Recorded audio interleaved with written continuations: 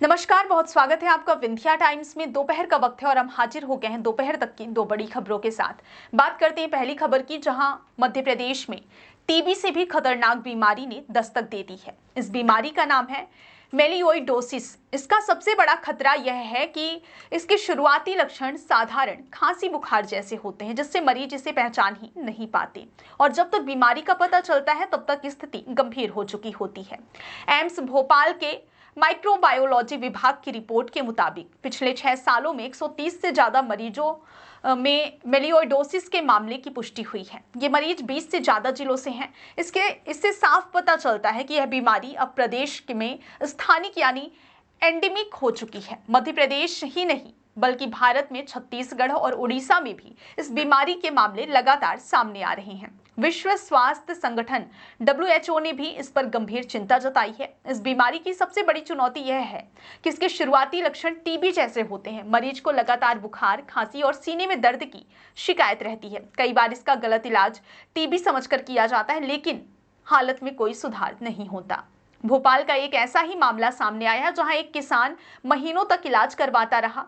डॉक्टरों को भी शुरुआती में लगा कि उसे टीबी है, लेकिन एम्स भोपाल में विशेष जांच के बाद पता चला कि यह मेलिओइडोसिस का मामला है। सही इलाज मिलने के बाद कुछ ही हफ्तों में मरीज पूरी तरह स्वस्थ हो गया। अब तक बीमारी मध्य प्रदेश के 20 जिलों तक पहुंच चुकी है। हाल ही में 6 प्रमुख संस्थानों में 14 नए केस सामने आए हैं। इनमें शामिल है जीएमसी भोपाल, सागर मल्टी स्पेशलिटी अस्पताल। तो आखिर यह बीमारी क्या है और इससे बचाव कैसे करें, आइए जानते हैं। यह एक गंभीर जीवाणु संक्रमण है।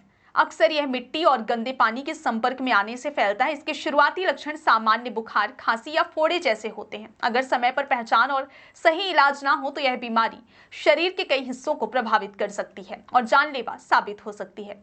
अच्छी खबर यह है कि समय रहते पहचान होने पर मरीज पूरी तरह ठीक भी हो सकता है।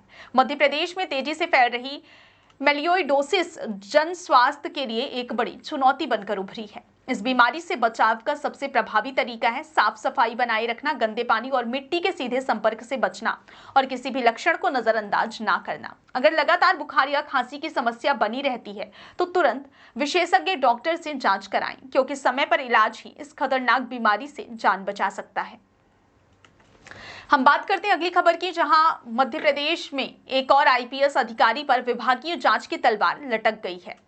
अभी कुछ समय पहले आईपीएस अभिजीत रंजन का मामला सुर्खियों में रहा था और अब आईपीएस नागेंद्र सिंह पर भी गंभीर आरोप लगे हैं। सबसे चौंकाने वाली बात यह है कि शिकायत उनकी पत्नी ने ही डीजीपी को पत्र लिखकर की थी। बालाघाट के पूर्व एसपी रह चुके नागेंद्र सिंह के खिलाफ उनकी पत्नी आईपीएस वाहिनी सिंह ने डीजीपी कैलाश मकवाना को गुप्त शिकायत भेजी थी। पुलिस मुख्यालय ने कई दिनों तक जांच की और अब 6 पन्नों की रिपोर्ट गृह विभाग को सौंपी है। इस रिपोर्ट में आरोपों की पुष्टि की गई है और विभागीय जांच की सिफारिश की गई है। इससे पहले कटनी के एसपी रहे आईपीएस अभिजीत रंजन पर भी गंभीर आरोप लगे थे। आरोप था कि उनके निर्देश पर पुलिस ने तत्कालीन सीएसपी ख्याति मिश्रा के पति के घर पर धावा बोला और महिलाओं व बच्चों के साथ मारपीट की।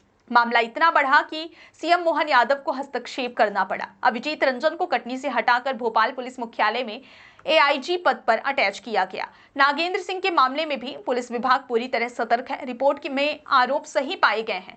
अब गृह विभाग की कार्यवाही पर सबकी निगाहें टिकी हैं। हम आपको बता दें कि विभागीय जांच वह प्रक्रिया है जिसमें किसी सरकारी अधिकारी के खिलाफ लगे आरोपों की तथ्यों के आधार पर गहन जांच की जाती है। अगर आरोप सही पाए जाते हैं तो कड़ी अनुशासनात्मक कार्रवाई की जाती है। लगातार सामने आ रहे ये मामले पुलिस विभाग के लिए गंभीर संकेत हैं। स्पष्ट है कि सरकार और पुलिस प्रशासन उच्च स्तर पर किसी भी अनुशासनहीनता को बर्दाश्त नहीं करेगा। बहुत बहुत धन्यवाद।